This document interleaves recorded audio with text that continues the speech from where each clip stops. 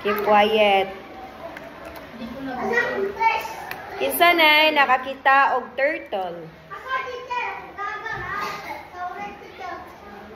Unsa may Bisaya sa turtle?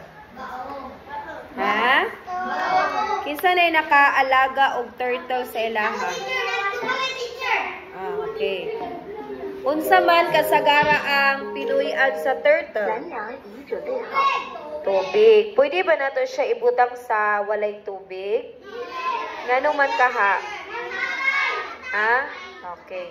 So, the story, our story for today is entitled The Adventure of Timmy the Turtle.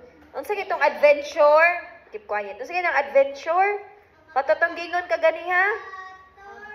Ang adventure is something nga iyahang i-travel. Tarong lingkod.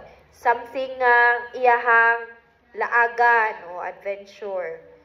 Ni Timmy the Turtle. Timmy the Turtle, in his little pen, dreamed of the world of which he was fond. Fond gali katong iyang ganahan kaayo. So, he set off one day with a heart brave and bold. So, itong brave and bold? So, itong brave and bold? Isog. Okay. And then, to discover new places and stories untold, he met a friendly fish. Himamat siya og very friendly. Saan ang friendly? Kusog, hingamiga, kay nga isda. With scales so bright. Iyang scales, kanang hayag kaayo lang tawon. Jan Paul. Together, they swam. Naglangoy na daw silang duha. See? Timmy the Turtle ug ang fish ngayong naamiga. Gikan sa buntag. Irene.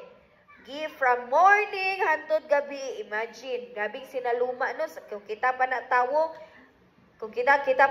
dyan po, warning ha, 1. Warning 1.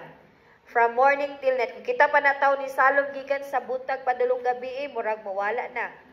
Pwede ng kapuyas lawas. Okay? Exploring rivers and streams so vast and wide, in their watery world with joy as their guide. Timmy's adventure, a tale so grand, of a turtle exploring a magical land with friends by his side.